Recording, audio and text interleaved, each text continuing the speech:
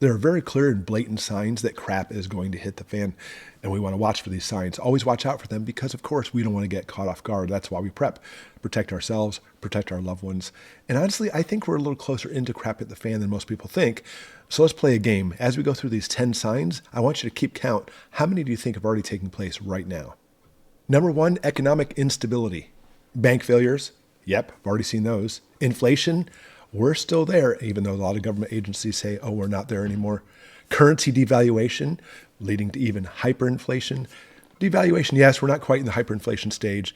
But the next steps we're going to see is the stock market crash, widespread unemployment, job losses. We're already seeing what's called a labor shortage. You have to wonder what's really going on there. So this first one, yeah, very interesting. I believe we're already there. Number 2, pandemics or other health crises. And I don't necessarily mean diseases we've seen in the past, but instead we're seeing a widespread increase of other infectious diseases, things we thought we had taken care of. Not to mention a prescription shortage. A lot of prescription shortages. Simply talk to your pharmacist next time you go down. You'd be amazed how many drugs they can't get their hands on. Not to mention staffing shortages. Nurses, too. It's hard to get all the healthcare people there. Overall, we're seeing our healthcare system becoming overwhelmed. Personally, I would go in to get like even just a dental cleaning, 6 months. No, now it's like a year, if not more. And it seems to be this way with all the doctor and healthcare facilities, too. I mean, is it the nursing shortages causing this? It's difficult to say.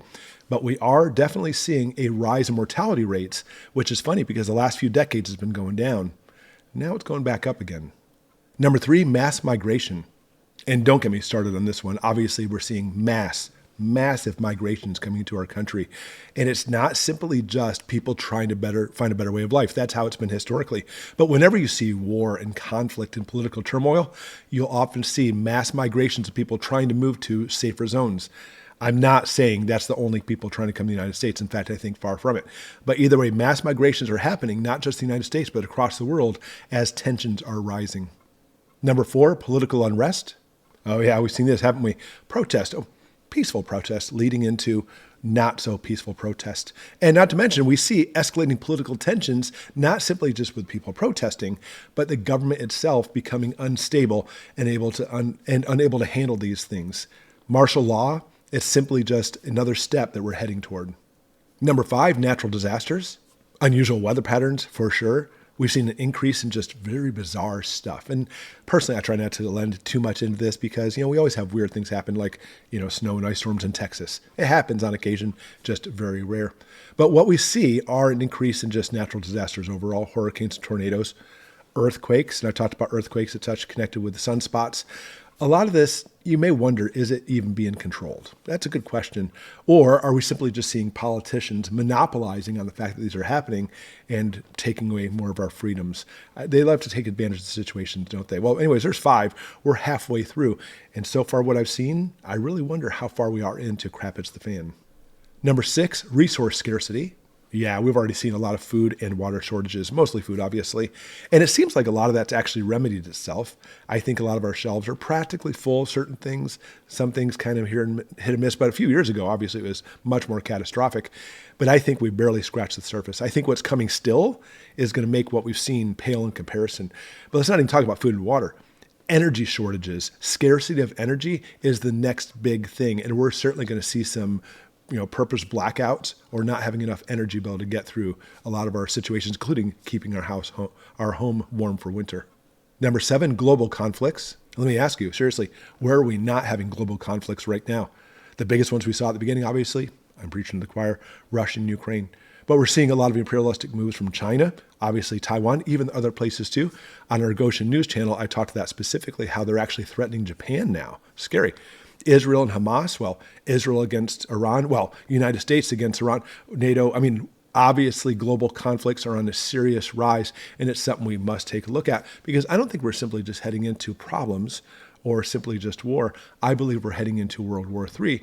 And the nuclear threats that come along with this, the nuclear possibilities, should make you be a prepper alone. Number 8, cybersecurity threats. We worry and prepare for large cybersecurity attacks on our infrastructure. Like, for example, the most common idea that we have is the power grid. It is very, very hackable. and do some research on this. And if our power grid goes down, they estimate 90% of the US population will die because of this. But cybersecurity, by the way, there's a lot of experts out there who know a lot more than you and me, especially a lot more than me, will tell you that this is going to be a thing that's going to end everything because we have so many vulnerabilities in our computer systems and control systems. It's very easy for hackers to get in there. They're trying this now. They always try to get into our system in the United States. And right now we have a team of people trying to stop them. And so far, they've been successful in most cases, but not all of them. But cybersecurity attacks are a very real threat. Number 9, social unrest. Don't get this confused necessarily with our peaceful protest, even though that leads to social unrest too. Here we're talking about specifically who's going to stop the unrest, aka police officers or even state patrol, etc.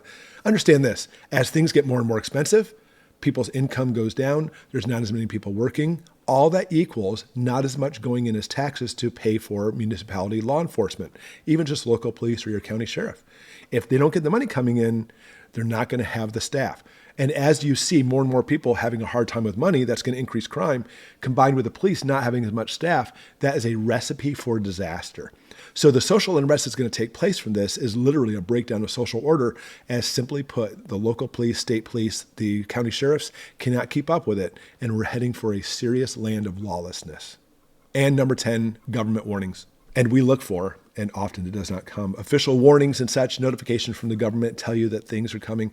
And we do see this on occasion, emergency declarations or evacuation orders. Of course, we want that if we have like a wildfire or some kind of chemical spill, which seems to be increasing this kind of stuff too. But we already see warnings from like FBI and Homeland Security, not to mention other agencies telling us be on the lookout for fill in the blank. This government warning system is already up and running. It's just a matter of time before it becomes completely exacerbated, and we're going to have more problems with that too. So I'm going to ask you, there's 10 things for you. How many did you count? How many of those 10 things do you think we're in right now when it comes crap hits the fan? Because it's a difficult line. It's not such a very clear demarcation of going from normal to crap hits the fan. Where are we? Do you think we're already in crap hits the fan, or do you think it's still coming? Put it in the comments below. And as always, thanks for watching.